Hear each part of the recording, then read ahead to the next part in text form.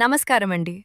తెలంగాణలో పెన్షన్ల కోసం ఎదురుచూస్తున్న వారికి ప్రభుత్వం ఒక తీపి కబురు అందించింది.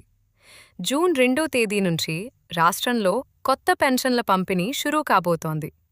దీనికి సంబంధించిన పూర్తి వివరాలు ఈ వీడియోలో తెలుసుకుందాం.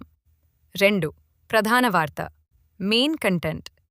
తెలంగాణ రాష్ట్ర అవతరణ దినోత్సవం సందర్భంగా జూన్ 2వ తేదీ నుంచి రాష్ట్ర వ్యాప్తంగా కొత్తగా 2 లక్షల మందికి పెన్షన్లు ఇవ్వాలని ప్రభుత్వం యోచిస్తోంది. ఇప్పటికే దీనిపై జిల్లా అధికారులకు కీలక ఆదేశాలు జారీ అయ్యాయి. ముఖ్యమైన అంశాలు ఇవే. దరఖాస్తుల పరిశీలన. పెన్షన్ల కోసం ఇప్పటికే వచ్చిన దరఖాస్తులను వెంటనే పరిశీలించాలని కలెక్టర్లకు మరియు జిల్లా అధికారులకు ప్రభుత్వం ఆదేశాలిచ్చింది. డేటా సేకరణ. అర్హచ్చింది డేటా సేకరణ. అర్హులైన వారి డేటాను ప్రభుత్వం సేకరిస్తోంది. ఎవరైతే నిజమైన లబ్ధిదారులు ఉన్నారో వారికి మాత్రమే ఈ పెన్షన్ అందేలా చర్యలు తీసుకుంటున్నారు. తొలుత వీరికి ప్రాధాన్యత.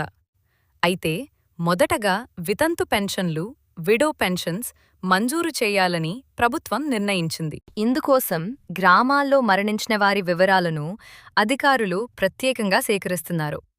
3. అర్హతలు మరియు ప్రక్రియ. ప్రాసెస్.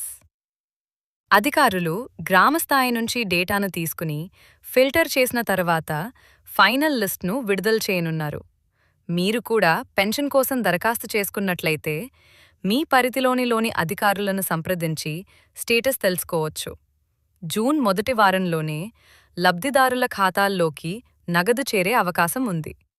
చూశారుగా, ఇది తెలంగాణ కొత్త పెన్షన్ల గురించిన లేటెస్ట్ అప్డేట్.